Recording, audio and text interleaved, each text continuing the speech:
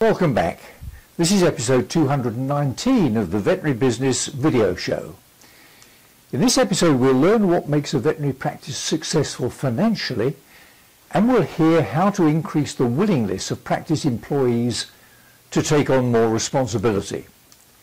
We'll hear some practical cautionary advice about social media. We'll learn how to help your staff members understand something about the financial numbers for your practice, and I'll offer you my quick business tip for this episode. I'm John Sheridan, and this is the video show from Veterinary Business.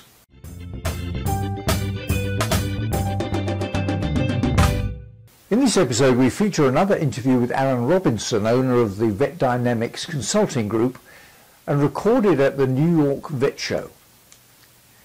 In this clip, Alan explains that a successful veterinary practice is not an overnight sensation, and for most it's a 3 to 5 year progression in which improved pricing, better control and communication systems, clear job descriptions, and measuring and monitoring selected KPIs all play a part.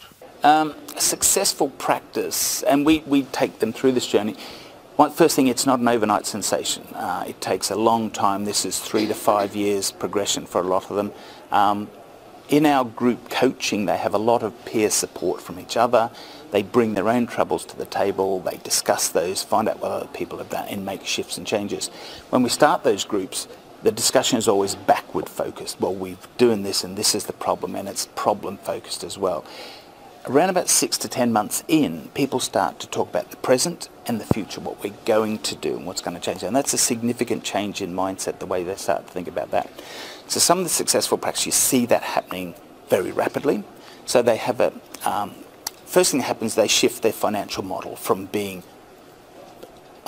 non-profitable to crossing lines. So they improve their pricing, their invoicing, they stop missing opportunities, they take a proactive approach to the value. So they get the financial money, they reinvest that money back into control mechanisms, so they put in better communication systems. So we have a process called continuous improvement process, where they have a weekly or bi-weekly meeting, everyone in the practice, for half an hour, and they just look at processes and improve those. And they actually look at how they can help each other in different departments. They put structures in place that make people responsible for different parts of the business, the marketing, the finance, the clinical, the HR, etc. Not as director roles, but certainly one person responsible for those. And they put in KPIs. They have how we're measuring our business, how we're measuring our client care, how we're measuring our patient care, how we're measuring our team harmony, how we're measuring our financials, and everyone gets informed of those. So it's just building normal business structures, but the thing that probably kicks them over the line to real success is the owners either delegating the responsibility for team development or stopping doing so much clinical work and taking on the role of team development. And because the thing that gets you to your first level of success is pure personal hard work. The next level of success is stepping back from that and putting a team in front of you. So the true leaders are managing a team of people that take their business forward, and that's when we get the exponential lifts in business, because you've created the systems and then you put the right people in place to manage the systems. The other interesting part of that is when you're low down on the scale, you can only employ people at that level. Once you're higher up, you can employ better people, and that's where the shifts make. It's the rest of the team that take the business forward. So we've seen practices move from no appointments, mixed practice, just bumbling around, the owners highly stressed, ready really to throw it in, to within 3 years that they are now purely small animal, hospital status. The two owners turn up when they need to. One is a very keen surgeon, so he just does surgery. The other one's keen on management, he's just doing the management. They have a full management team below them.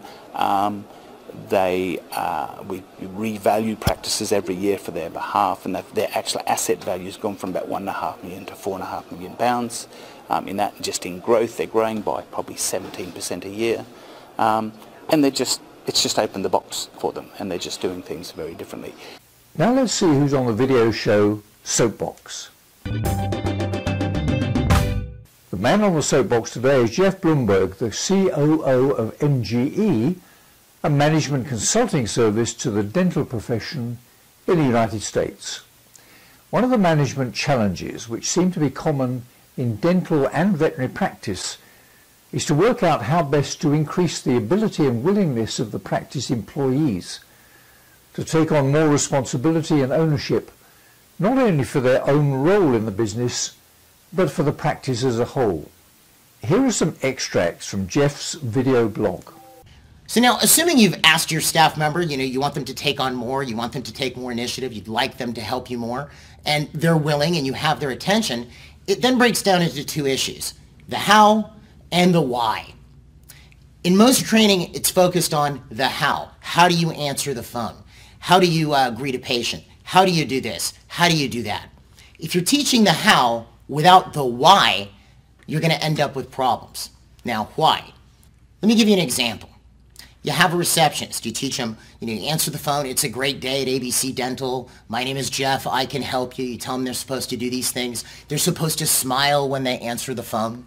Things, I know I just didn't smile there, but things of that nature. You give them all the how, but you don't explain why should they do this? Why should they answer the phone this way? Why should they greet a patient? Why is it important? The whole idea of understanding, the very definition of understand is to grasp the meaning and significance of something. What does this mean and how important is it? You see? So if someone doesn't understand why they're doing something, what the motivation for it is, then the how sort of falls out. If you explain to a receptionist, hey, it's important to me as a part of your job. When you're up here, you're the first person that anybody sees or hears. You create the first impression for the practice. You're a huge part of our marketing plan. For that matter, if a patient calls in and they have a bad experience, they may not come here and not achieve higher levels of dental health. They start to understand why it's important that they do the things that it is that they're supposed to be doing.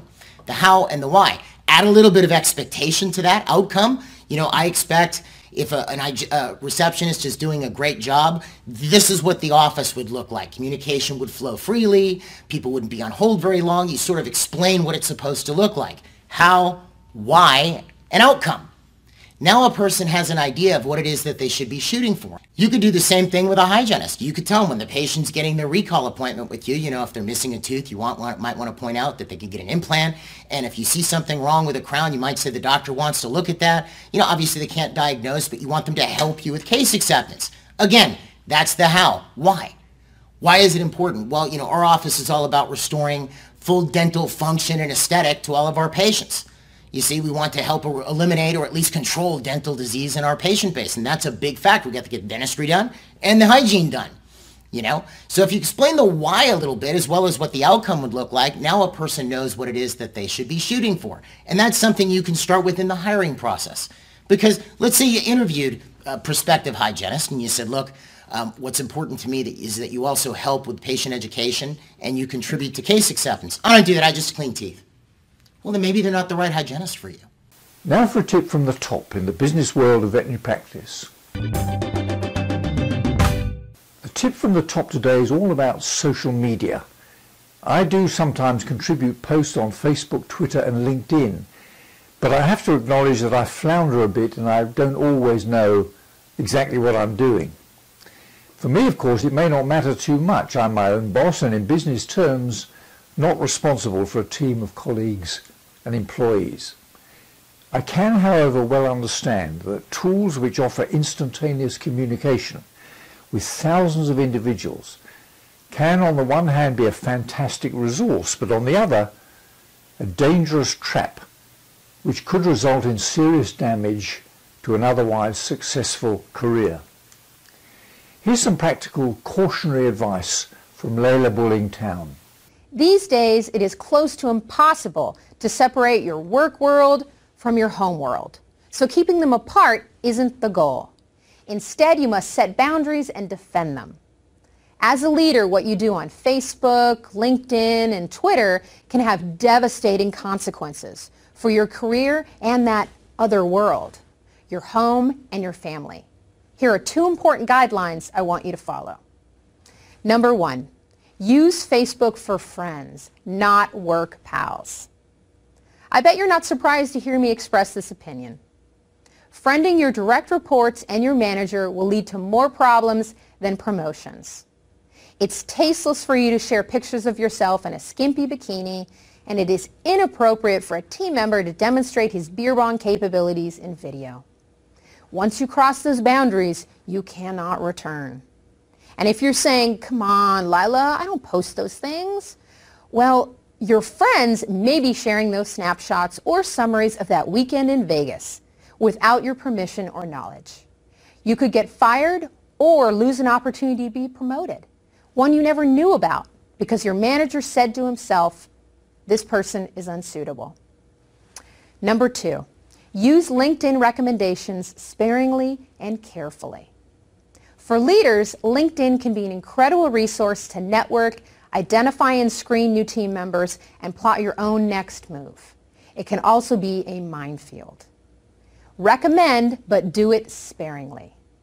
Agree to write them only for people whom you know very well and truly would recommend without hesitation. Be specific and be detailed. Writing a recommendation for a current team member, your own manager, or any employee at your current company is taboo. What could happen? That superstar employee whom you publicly praised in a LinkedIn recommendation could turn into the employee from hell. And managing her out will be even harder because the entire world can read your glowing admiration. Now, if these guidelines feel confining to you, and you're thinking, come on, Lila, loosen up, let me have a little fun. Well, you go ahead and have fun then.